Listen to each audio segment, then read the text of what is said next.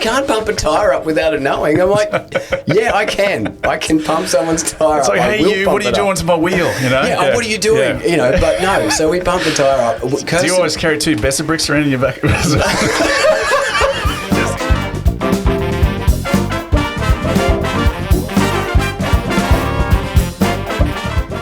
All right, folks, welcome back to another Sauna Sessions with Shay.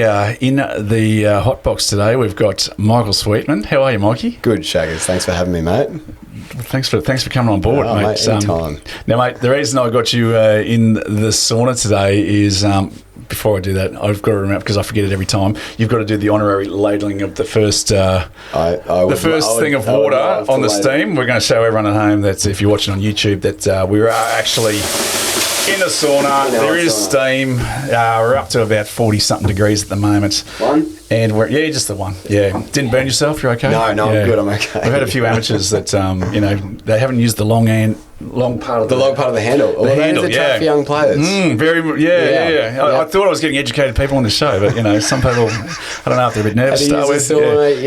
It's holding it here on the hosel, No, you definitely want to keep the hands away from the rocks and the steam. Yeah. Now, mate, the reason I wanted to get you in the sauna for a chat is basically I want to work through your process and your system, because I notice with the person you are now, I've known you for about 20 years or so. The feeling I get when I'm around you is that I'm in the presence of a warm, cozy, loving, energetic, positive person, and I've noticed that just that energy just radiate throughout the world, and everyone you surround yourself with, you're always giving people plenty of yourself and that smile and everything else. Where did that come from, mate? And because I'd love to see more people like that, and I know that I get energy from you being around you. Is it from your upbringing? Did you start educating yourself? Did you find things that weren't working in your life that you wanted to delve into, and were you getting curious? Why are you the way you are? Great question, Shaggers. And thank you so much. That's a super kind word. I mean it from the bottom of my heart. No, that's super lovely. And to be fair, I actually feel like you're exactly the same. Oh, thanks, mate. I think you cut from exactly the same cloth, so you could probably answer the question yourself. But I guess it's kind of just a philosophy question, really. Like, how does anyone become anything? How do you, what do you represent? What do you stand for? Yep. And obviously you've got 3 kids. I got 3 kids. They're all an extension of you. Yep. They're all beautiful kids. We've got beautiful parents and grandparents and family. I feel very blessed in that regard. I guess I have always wanted more. Okay. I've always wanted more. Yep. I think probably everyone does. But, we all go about it in a different way. And I think I've probably been very fortunate to have, my mum's been she's quite a spiritual lady. Yep. And she does things, her way. But I've been blessed that she's definitely, that's definitely influenced me. She's always been into spiritual development and growing as a person. And I think meeting Kirstin, that's something that we really share a passion with. We love spiritual growth, we love personal growth, we love just being better people. I mean, who doesn't love being a better person? Yep. I love it. So well, look, I think we all want to be better people, but it doesn't always work out that way. No, it doesn't. And I don't think the heroin addict ever said, I want to be a heroin addict. No, I completely agree. The funny thing is that the way that you expressed how I am is not necessarily how I feel that way I am expressed. I feel like that's probably the utopian version of me. Yep. But I feel like I'm still on the journey. Like everyone is, So I would love to be more of that. Okay. That's definitely something that I want to continue with. And I guess why we're constantly changing and, modifying and questioning. Kirstin and I have just always questioned everything. So the curiosity is always there. Curiosity is there. We love life. We love questioning life. And to be fair, we just always want more in life. We want to live, in that space of, and I think probably everyone's experienced those moments where they feel really connected. Yep. Really super connected, and who wouldn't want to feel like that day in and day out? And, you know, look, I've just had COVID for the last 4 weeks. Yep. And I've probably been in some of the darkest places that I've been really? in years. I've never been sick. I was sick for probably 2 weeks straight. I have not been sick for that amount of time. But, and you know what, in the moment, it was... You're weak in body and soul. It was horrible, mentally and physically. But you know what, coming out the other side of it, you can see the true blessing that COVID actually was, or any sickness really for that matter. When you come out, you're that much more appreciative for the health that you have. You feel, I mean, just getting out of bed and feeling energy and being able to go to the gym and being able to talk to my kids and play with my kids, go play soccer. Those things were something like 2 weeks ago, it was just something you couldn't do. And because it was so extended, 2 weeks isn't long for probably a lot of people, but you almost start to sort of doubt yourself. Am I going to get healthy again? It was that long. I've never been sick for that long in my life. So you really do. But again, I just feel really genuinely blessed that it happened, because I feel almost like a rebirth kind of happening. This really positive sort of, where you kind of get to take things like it's like a clean slate. And you really get to kind of reevaluate, like, you know, food and habits, and, you know, like we were mentioning, we just quit coffee. And it's just, it feels like the best thing. And I feel like, you know, when you sort of, listening to that little voice inside, I think is really key. And I, for one, have not been someone who's always listened to that little voice inside. And I think that it's so critical, because that little voice can just be a whisper. Sometimes. You know what? That little voice, sometimes you can't even hear it. There's so much noise going on. And I think, like, and that's probably part of that whole digital detox. There's so much noise in our life that we don't give ourselves that opportunity just to kind of just be quiet for a minute and just listen to what's going on out there. Because genuinely, I feel like so much of the awesome stuff that comes into our life is not stuff that we, you know, force. It's not something that necessarily we come up with ourselves. It's something that we kind of channel, we listen to. You know, and getting in touch with that part and actually getting quiet just gives you such an opportunity to really touch into the higher self. So how do you quieten the brain? Because obviously you've got a very active brain. I've got a super active brain, and it's challenging, dude. Do you meditate? Do you obviously do a little bit of sauna, ice bath stuff? Look, we'd love to do a lot more sauna, a lot more ice bath. We miss our sauna so badly. So I've got these guys, the last place they had a sauna built into the house downstairs. If you ever wanted to know where I was generally at their place having a sauna. Shay was a very regular visitor. And it was, but it was one of those things. You got out of the sauna, you got all this gunk out of you, and you felt just good. Feel great. You feel great. I love. I'm not sure who the quote was. It was about going into the ocean, and it's like I always come out better than when I go in, and I feel the same way with saunas and ice baths. You always come, 2 swims a day, twice as good. You always come out feeling better than when you went in, and why wouldn't you want to do it? So no, I definitely want to be doing more of that kind of stuff where I am getting into that sort of quietened space, getting in touch with who you are. The other thing though is it's not that what's you're doing right now is not working for you either, because as you said, you're in that state of awareness. Absolutely, and you're actioning these, you know, these thoughts. For sure. So, and as I heard something the other day, and it rings true, is it's not what you say, it's how you make people feel. And you make people feel very comfortable around you. And you bring them up to, you know, they could be down the dumps, but you bring them up to another level. Thanks, Shay. Yeah. That's really nice. Look, I mean, you know what? Okay, so this morning, good little example, a lady at school, flat tyre. She had a flat tyre yesterday. I saw it. Hang on. Just there's something going on here. This is strange, right? So we've driven into the car park, and this lady's had a completely flat front tyre. She's had no idea, right? She's reversed in. Turns out we know the mum. And I was like, I really want to pump that lady's tyre up. I want to pump a tyre. Metaphorically, I had we've got a compressor in the truck, right? So I was driving the truck, and I'm like, I can do it.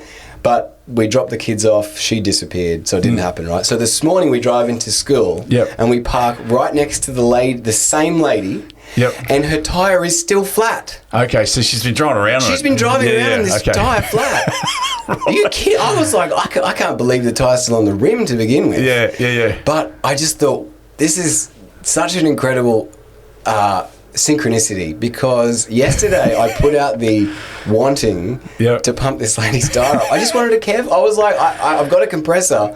I want to pump that tyre. I can help you. I don't want to see this lady driving around on a flat tyre. And so I pumped a tyre up. Kirstin was like, you can't, because she wasn't there. She was in the school. She's like, you can't pump a tyre up without it knowing. I'm like, yeah, I can. I can pump someone's tyre up. It's like, hey, what are you doing to my wheel? You know? What are you doing? You know, but no. So we pumped the tyre up. Kirstin, do you always carry 2 Besser bricks around in your back? I changed the wheel. No. But how's this? So Kirstin's gone to the lady at the front desk at the school, the admin, and said, look, we've just pumped this lady's tyre up. Could you just let her know that she's got a flat tyre? And so she's got missed phone calls on her phone. Turned out she lost her keys at school, which is why she wasn't back at the car. Oh, there's something going on here with this lady. She's found her keys. She's come back to the car just as we were driving out, because we'd been sort of waiting there. We wanted to just say, hey, look, you know, we pumped your tyre up, you got a flat tyre. Yeah, we've tinkered with your car a little bit, okay? Everything's fine. It's okay. We put the nut back on. But she was stoked, you know, and it just, like, they're such little things in life, and they're so easy to overlook, and they're so easy to just go, I'm just going to drive away, I'm not going to do it. Yeah. But that can be the default mechanism. What does it matter? What does it matter? What's the community? What's the point in community? What's the point in, like, they're just somebody else that I don't know, that I don't care about? It's like, no. Everyone should be cared about and should be loved and should be part of the community. And when you actually honour that little sort of part of you that goes, you know what, I probably should help that person. You get paid back 10 times. You do. You know what I mean? Like that little tiny thing that would have been just so insignificant, and people would be like, who cares? You just pumped that his tyre up. Who cares about that? I feel so good about it. I tell a story about it. And there you go. Hi, that was cool. When you're telling the story, I'm visualising it, so I feel good about it as well. So there's a flow-on effect to it. You sort of pass this energy on. And it's an amplification. I think it makes your heart glow, right? But it also fills you with confidence. Totally. It does. Because the thing is, and I think that also comes back to having a skill set as well. Some people can't pump up a tyre today. Do you know what I mean? True. No, it's true. So it's like, I want to help that lady, but I don't know how to. Totally. And I think that was probably the extra motivation, because if I'd been driving any other car, I wouldn't have had a compressor in there. But I was like, I've got one. I can pump a tyre up. Let's do this. Let's make this. Let's MacGyver this. Like, I'm ready to do it, you know?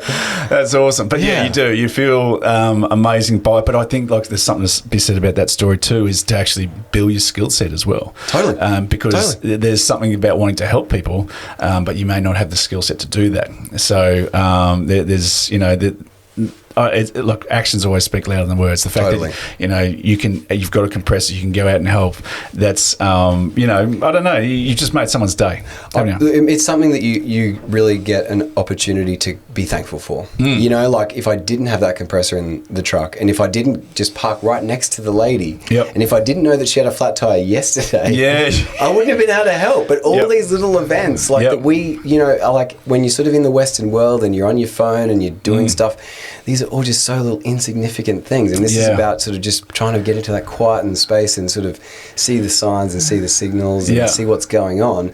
I'm no expert at it, and I really want to be an expert at it. But it's just, you know, it's just feeling that fibre and going with it, feeling that sort of energy and going with it. Yeah, for sure. Is there anything from your parents that good, bad, or in between traits that you think you've got from them?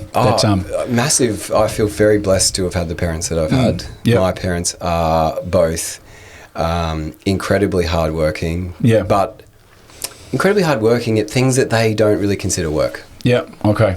So they're similar to, I mean, I guess I've gotten the traits from them in that they have so many passions. They're multi-passionate. They love so many different things, but they're really good at lots of different things. You know, like my mum is very handy. You know, she makes lamps. She makes lampshades. She just, you know, like, she's so, and Dad's the same. Like, we want a gas heater in the living room. I won't call a tradie. I'll plumb that in myself. You know, that's kind of par. He loves tools so much, and I feel very blessed because I have definitely, his dad, my grandpa, was absolutely useless on the tools. His favourite tool was duct tape. or electrical tape. But Pa has not gotten that. He is so handy. I mean, he's a builder. Very switched on, very practical, pragmatic people that can kind of know what to do in a situation. So I feel incredibly blessed. I've had beautiful parents. Is there anything that you're developing later in life? Because I'll give you an example. When I was younger, I felt like Dad always stood in front of the TV when I was watching it. And then I find myself later in life doing the same thing. And it's because I'm watching what's going on, and then all of a sudden there's a total eclipse of the heart. And it's like you could be watching a TV on a bloody football field, and you'll still find a way to stand in front of someone. I don't know, it's me just, No. Dad would do it all the time when we were younger, but he was like watching the TV, and then stop right in front of the TV. And it's like, Dad, what the fuck? What are you doing? I definitely notice the dadisms. Yeah, the dad. The things that my dad does that now I do, and that I'm probably passing on to Noah. For sure. And some of them positive, some of them not so positive. But well, the other one that Pete used to do all the time was he'd just pick up a piece of rubbish, and I find myself doing it. And it's I don't know if the seed was planted so many years ago, but Dad would always pick up random pieces of rubbish and put them in the bin. Good on Pete. And so an early adopter of very forward thinking. He's an eco warrior from the 70s. He's a hippie, really. He is. He's a hippie big at time. He was meditating when 3 a.m. every morning for 30 years, I think. And he's always wanted me to get into it. And now it's fucking cool. Everyone's doing it. Now it's cool. Yeah. But so is ice baths and saunas now. Yeah, it is. Back in the day, 10 years ago, mate, you couldn't give a sauna away on marketplace. You had it yourself. But now you can't get a sauna. No, you can't. People are selling these barrel saunas used for $10,000. Yeah, I bought a brand new for $10,000. Yeah. But that's why we had to get a sauna in the backyard, is because my sacred spot after the gym would always be in the sauna. But now it's like it's 20 deep with dudes sweating balls on each other. You're absolutely right. Yeah, back in the day, no one used the saunas. No. You were the only one in there. And it was kind of like it was a meditation space for you to just do your thing. Yeah, absolutely. But now it's how things have changed. Well, because I think people are all becoming aware of self-health and self-care and for sure. All these kind of things are really permeating into the mainstream, which I think is really fantastic. Most definitely. Look, just to go back on your point about being sick for 4 weeks as well, there is because I don't know what's going around, but I was crook probably about 3 months ago for about 4 to 5 weeks, and I'm like, I don't like going to the doctors for any pills, but I was this close to going to get antibiotics because it's like this shit needs to get out of my system. I was going to ask you about that. What happened? What did you have? I think it was probably bronchitis. It was just a ridiculous cough, but it lasted forever, and fevers, for 2 or 3 weeks. Wow. Yeah, and just so know exactly what it's like. It's horrible. Yeah, it's really not nice. Yeah. But you do wake up and you go, oh, fuck this, life is shit. I'm crook, and that can actually become a habit. You can wake up and you want to get rid of it, and you start taking it out on loved ones. You got a short fuse, and you start turning. Me or you? No, well, I have a short fuse. Yeah, but you start turning the dark side. Yeah, totally. And it's because what's in you is there's a viral infection, and it is infecting up here as well. Totally. And that's no longer strong. It becomes weak. All you want to do is sleep. Totally. The mind says, "Oh, I could not be fucked. I couldn't be asked." Yeah. So it obviously for someone like yourself who's the opposite of that must be really hard because you don't get sick, do you? I just really, I was just saying the other day, we really don't get sick very often anymore. Yep. And I put that a lot down to probably reducing the amount of alcohol that we've been drinking. Yep. Yeah, that definitely seems to be a corollary. Yep. I think my sickness would very well correspond to when we've got a big hangover. I'll have money on the reason I got sick was because that's right. Yeah, Bucks Party. Yep. Bucks Party, and it's like I don't drink like that ever. No. Yeah, and when you're walking down, the main mall of Brisbane with a dick on your back because someone's like drawn it on there from the Bucks Party, you're not giving two shits. That your immune system's been compromised. It's in a big way. Compromised. No, so I do feel very lucky. I mean, look, when the kids first started school, I did go through a period where we all just got sick because that's just sort of what happens. Like everyone gets sick, but at the same time, I was drinking. Yep. And I was probably burning the candle. Yeah, absolutely. Yeah. And then I think in the last few years where we've probably eased up a little bit, stopped drinking coffee, I definitely noticed a big change in getting sick. But you know what? I'm kind of glad I got COVID. Yeah. Because it did make me kind of have that sort of like awakening, like, wow, actually, you don't think you've got anything to be thankful for. If you haven't won the lotto, or if you haven't got a new car, or if you haven't, something incredible in your physical existence hasn't like just changed. You're like, well, what have I got to be appreciative for? And it's like, just waking up in the morning, bruh.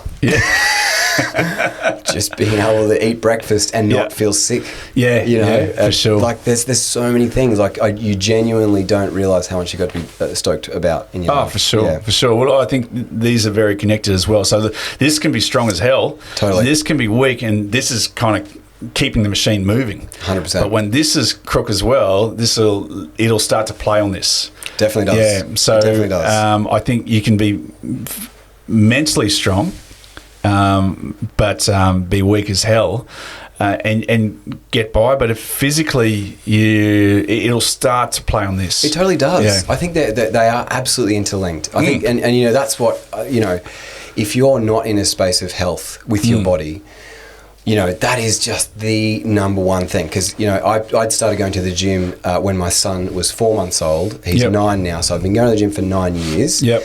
And waking up in the morning and getting out of bed and feeling muscle soreness at the start, you don't like it, but then you're addicted to it. Yeah. Because that muscle soreness means that you're getting stronger and that you're healthier. Yep. And it's just the best feeling in the world to have a healthy body. Oh, for sure. And I think when you've got a healthy body, the healthy mind that kind of feeds follows. that, Absolutely. for sure. Absolutely what you're saying. Yep. So when you get sick, there's no surprise that you're going to be like down in the dumps mentally. Yep, most definitely. Because that's kind of your physical apparatus is kind of dead.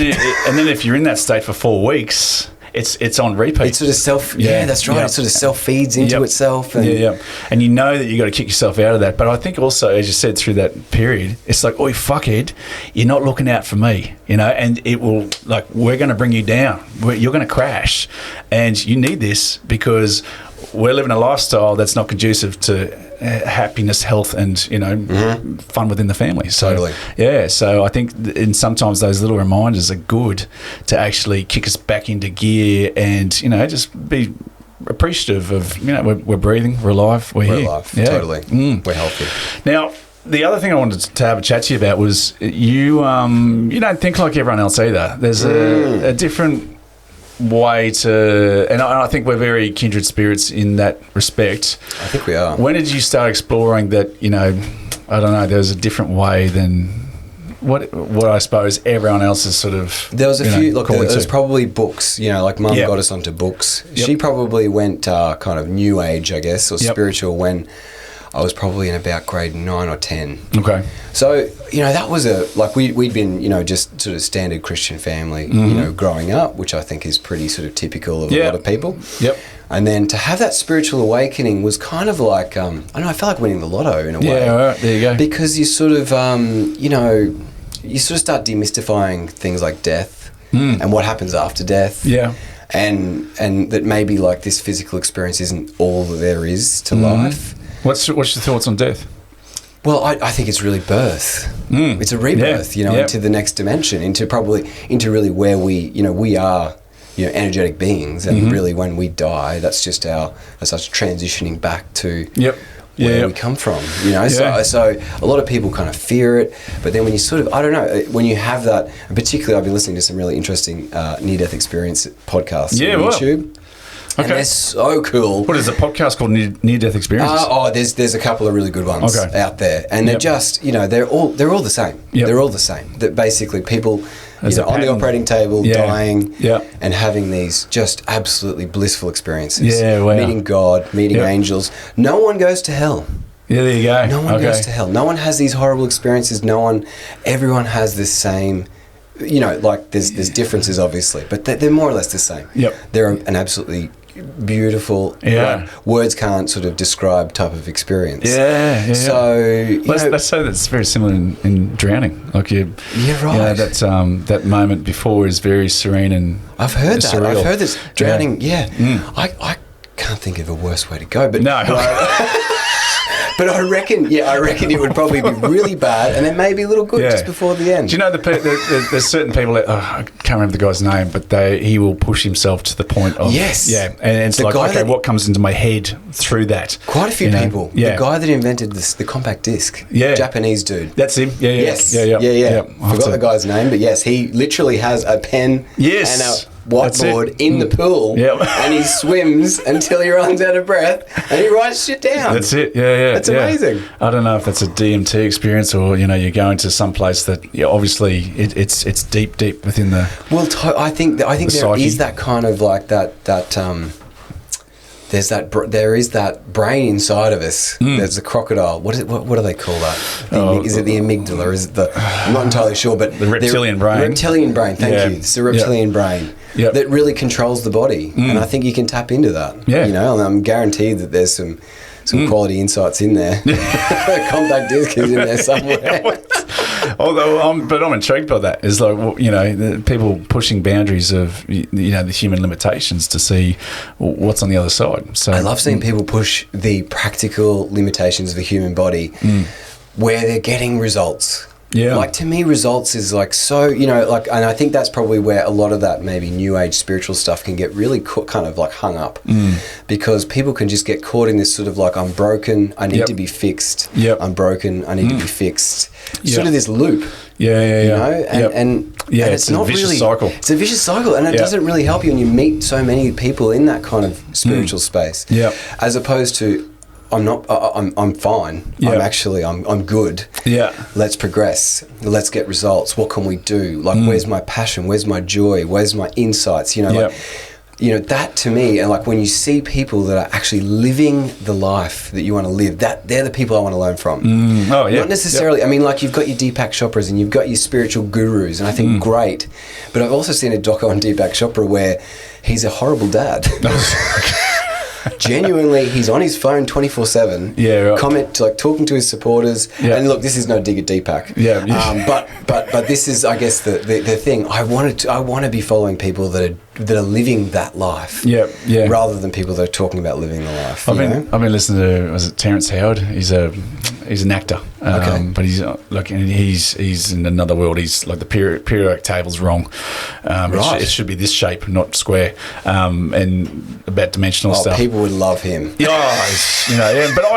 I'm so curious. I can't stop listening. I think that's great. Yeah. But he said everyone's got their thing. So he says he smokes. And he knows it's bad. But I think it's just part of being human is that in some ways it could be that adrenaline hit or something just to remind you that you're human. Totally. Yeah, because you're always, I don't know, inherently I think, most people want to be good, but there's always that 1% that it's like, fuck it, I'm gonna eat a quarter pounder today. I love the 80-20 rule, Shay. Yeah, I love the 80-20 rule. And my food, I love 80-20 rule on my food. I love like a salad with something deep fried. Yeah. And I think like that's a great analogy for life. Like sure, be clean. But we're living. We're humans. Like don't sort of like not have that awesome thing that makes like chocolate. Imagine not having chocolate. And sure, there's some people that just probably can't eat it. And I'm like, that's fine. But they've got their own vices too, right? That's it, yeah. And I think the 80-20 rule, I think it's such a great thing to live by. So I think there's something to be said by, now, if you feel good by doing it, unless you're not if you're not harming anyone else by doing it, but it actually picks you up to another level, then it's okay. Why not? I completely agree. Yeah. If you're not hurting somebody else, give it a crack, enjoy it. And at the end of the day, like if it's what you want to do, like for me, drinking regularly, I know is not going to get me to my A game. Yep. But not drinking at all, I've tried, and that's not necessarily my A game either. Yeah, right. Which is really interesting because I always, and you hear so much about people saying like, Nikki Iglesias is a good one, comedian. She used to be, blackout She's the drunk. Roaster. She's roaster, really great comedian, but blackout drunk kind of person. And then, might have been 10 years ago, she just she read this guy's book. Oh yeah, I remember. Yeah, I remember that. I think she was on Joe Rogan, and she stopped drinking completely. And she said it was the best thing she's ever done in her life. She just literally cannot go back to drinking. And I just think that there's something in it. Like even if it's just once every month or once every 6 months, it does give you a different perspective on life. Yep. It gives you a sense of relaxation, a sense of fun. Well, bonding. Yep. On that point, and what we were just talking about before, to me, sitting with good people, having a good conversation, watching the sunset, while having a beer or two, I enjoy. And it heightens the experience. It really does. Yeah. It genuinely heightens the experience. Yep. Drinking 20 beers whilst watching the sunset, probably not. But having a beer at a sunset, I just don't think I'm in a position where I'm ready to go, no, I'm not going to do that. Like, I'm happy to do it, but it's that moderation kind of piece, and it's doing it so that it feels good to you. Yeah. You know, like I think if you do it and it feels good to you, and you feel great about it, fucking do it. If that means the odd cigar. I mean, look at Arnold Schwarzenegger. Yeah, he's loving it. He's still smoking cigars. Yep. He's still drinking tequila. And he's like in his 80s. Yeah. I mean, what an absolute legend. Do you remember? But he goes to the gym, right? Oh yeah, like, he's still doing his. He's fit. He's healthy. Yeah, he's moving. He's inspired. Like his book is great. There's something about the opposite end of that sun going down is when you've had the 25th beer and the sun's coming up. Do you remember when you're 18, you see the sun coming up? It's like, oh no, you turn into this vampire. Yes, you genuinely do. Like, is it that late? Yeah, I've had 25 beer, and then you see someone running and you want to throw a bloody, a slush puppy at them. You know, it's like stop exercising. You look way too fit right now. I feel terrible. And you just walk out of a nightclub and it's like the light, just hits you. It does. I don't miss that. No, I don't miss that at all. No, but you also want the fun to keep going, and when the light comes up, the sun's it's telling you, okay, fun time's almost over. I'm a very addictive personality, and you never want the fun to end. No, you don't. No, I love the fun to keep going forever, but it doesn't with alcohol. And then a lot of the times, my memory has gotten, on alcohol, it's terrible. Yeah. Once you get past, 7 or 8 beers, I've got no idea what's happened. So what's the point? That's it. That could be the end of, what's going on there. But I think your body, you change too. So I think there's something to be said about going to the gym 4 or 5 times a week and drinking 8 to 10 beers. Your body is going to say, hang on, what are we doing here? Mm-hmm. Are we fucking working out, or are we going to drink piss? Make your mind up. Mm-hmm. But then there's also the professional drinker, and I've got a few mates that do that, and I feel like they're going to outlive everyone. So this is what we're doing. That's the weird thing, right? Yep. Well, it's fucking 5 o'clock. It's beer time. Yep. And it's like it's just it's you got to do what works for you, and at the end of the day, you got to. It's like it's your story, right? If you tell a story that alcohol is going to kill me, it's going to kill you. You tell a story that alcohol. I love having a beer at the sunset. It's a different vibe. Yeah, for sure. It's all about that vibe. For sure. Well, Mikey, look, I would like to speak to you for another bloody 3 hours, but the electronics are starting to melt. So I know there's a timer on it where things start to get a little bit melty-ish.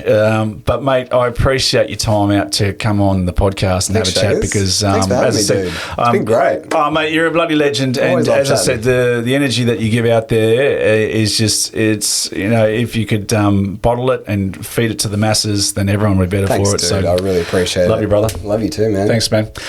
Guys, don't forget to like and subscribe, and check out Mikey. He's got a new range of stuff coming out that we can't talk about. New products coming out in the underwear range. Is that right? Board shorts. Okay, we can't talk about it. Can't talk about it just yet. But it will be launching soon. It's very exciting. Patent pending. Yeah. But Mikey, thank you so much, mate. Appreciate it. Thanks, Shaggers. And we'll see you guys in the next one.